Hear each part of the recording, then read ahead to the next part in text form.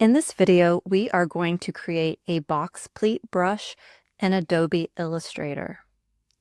So here I have an example of what our brush will look like once we create it. Here I have all of the elements of the brush drawn.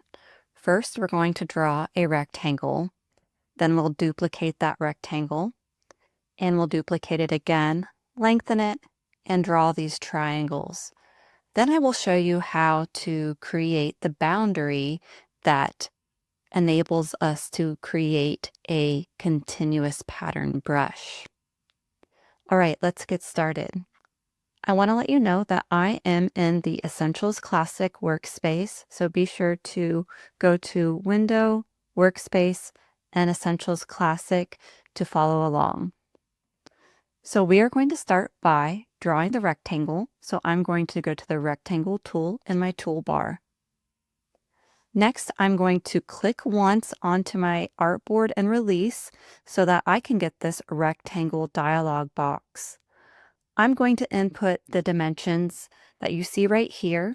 I'm going to enter 0.50 in, and I'm going to enter 1.75 in for the height, and I will click OK. And that gives me my first rectangle. You want to make sure that you select a fill that is a light gray or a light color that you can see and a stroke of black. Right now I have it as a 1-point stroke. So you can change the color up here in the control panel, here in the toolbar, or over to the right in the properties panel. Select that light gray. All right, next we're going to duplicate our rectangle. There are several ways we can duplicate this rectangle. We can do a simple copy and paste. So we can go edit, copy, edit, paste. And then we want to make sure that this is aligned to the first rectangle. So we could select these and use our align tools at the top to make sure they're perfectly aligned. Or how I like to duplicate things, I like to select the object with my selection tool and hold Option Shift on my keyboard and drag while holding down these buttons, and that will duplicate an object while keeping it in alignment with the original object.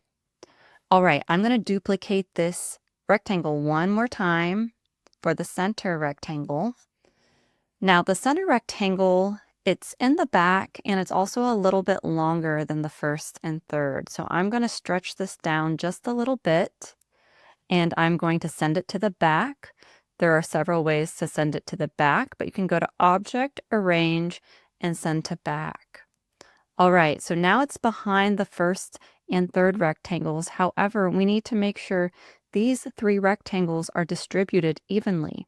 So with my selection tool, I'm going to select these three rectangles, and I'm going to go up here to my control panel and go to the horizontal distribute center. You can also open Window Align to see these tools. And I click there, and now this center rectangle is perfectly in the center of the first and third rectangles. And you can see there's just a little bit of overlap, and this is where we're going to draw in these folds of the pleat. All right, let's zoom in now for a second to draw the folds. So I'm just going to use my pen tool to do this. So I'll go to my pen tool, and I'm going to start at this corner. Now you want to make sure everything's deselected before you start drawing. So I'm going to click this corner, and I'll go down to the corner of the bottom left of the center. I'll hold Shift to go up straight and click, and then I'll join back around and create this triangle. Now I'm going to give this a darker fill because this denotes the back side of the garment. So I'll go to my color swatches and I'll choose a darker shade of gray. All right, now I need to put this triangle behind the first rectangle. So I'm going to go to my edit menu and I'm going to hit cut with this triangle selected. And I'm going to select the first rectangle.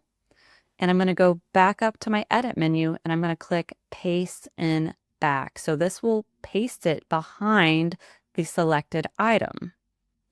All right, so now I just need to have this reflected to the other side. So I'm going to use the reflect command. You can also use the reflect tool if you would like, but I'm going to go back up to Object, Transform, and hit Reflect. And I'm going to make sure that this is a vertical reflection, and I will hit Copy so that it will copy that triangle.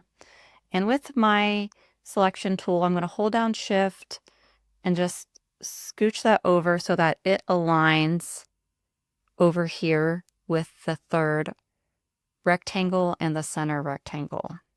Now, it looks perfectly aligned to my eye, but if you want to check, you can always go into outline mode, which is under View, and then you can go to Outline. And so here it will let us see just the paths and where they are in alignment or intersecting, and you can see that everything looks like it's meeting very plumb. All right, so we can go back into our regular view now that we've checked that. So next we need to define the boundary of the repeat. This boundary will tell the computer where the beginning and the end of the repeat is. To create the bounding box, we need to know where the center of the first rectangle is. So I can click on this rectangle and I can see the center point here as it's selected. So I'm going to start by drawing a guide, and then we can use the guides to help us create our bounding box. All right, so I have selected this. I want to make sure my rulers are on, so I can drag a guide from my ruler. So rulers are Command R to turn on and off, or Control R if you're on the PC. You can also go to View and go to Rulers.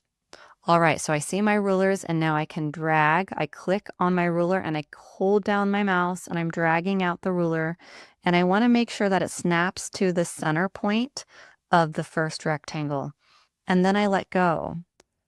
All right, so here is our first guide. So we're going to do that one more time with the third rectangle. I select it, I see the center point. I go to the ruler, I hold down with my mouse and drag this guide out, and I make sure it snaps to the center of the third rectangle, and I let go. All right, so now this is going to be the boundary. So now I can go ahead and go to my rectangle so I can draw this bounding box. Now the bounding box needs to be clear. So I'm going to clear out my swatch colors here for my fill and my stroke. I can hit this none backslash icon, or I can hit the backslash on my keyboard to clear out that stroke. All right, so now let's draw the bounding box. I'm going to zoom in a little bit so I can make sure I'm lining up with my guides. So I'm going to hit this guide and drag over to the next guide. And I'm giving just a little bit of space at the top and the bottom. And now that I see that's perfectly aligned, I'm going to let go. All right, so I'm going to go ahead and hide my guides because we don't want them to be selected for the next portion of this. So with my guides hidden and my box drawn, I need to send this bounding box behind all of these objects.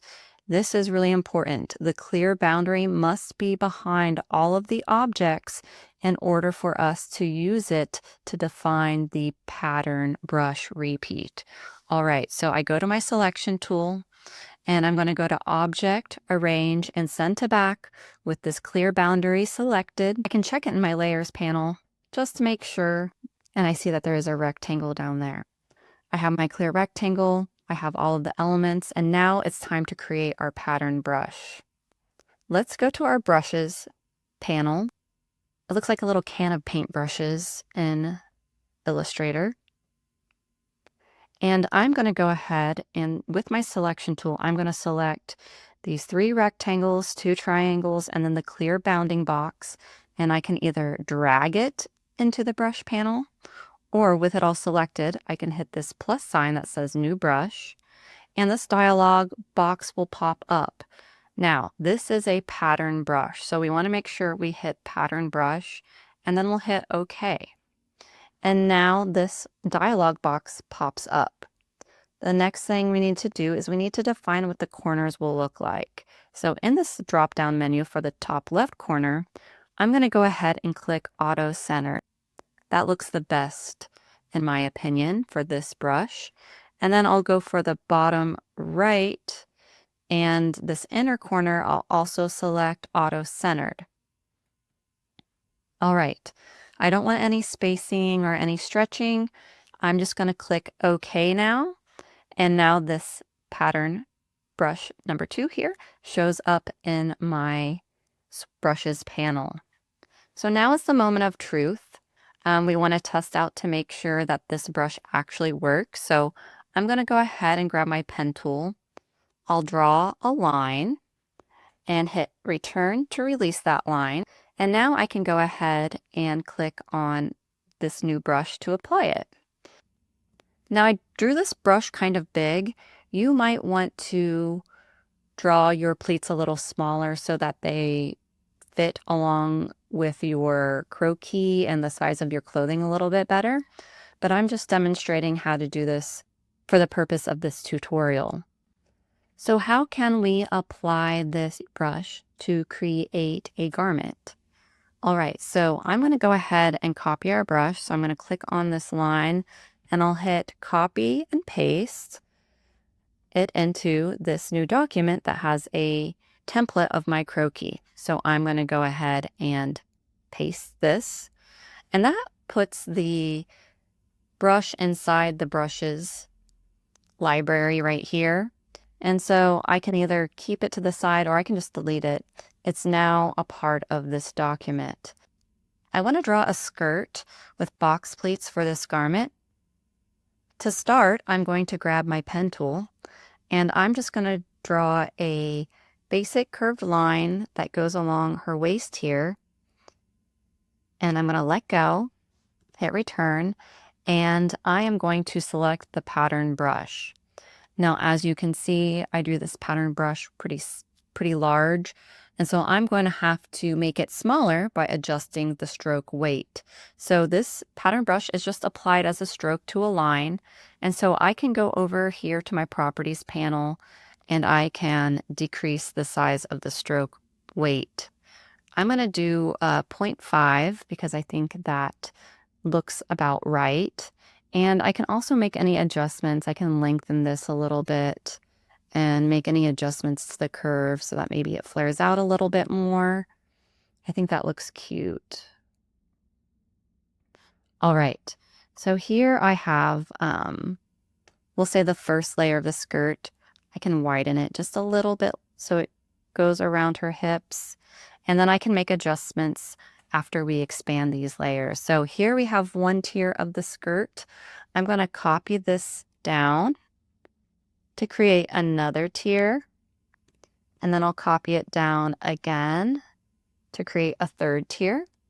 And then I can send these tiers behind the original one. All right, so I'll send backward and I'll send backward and back again.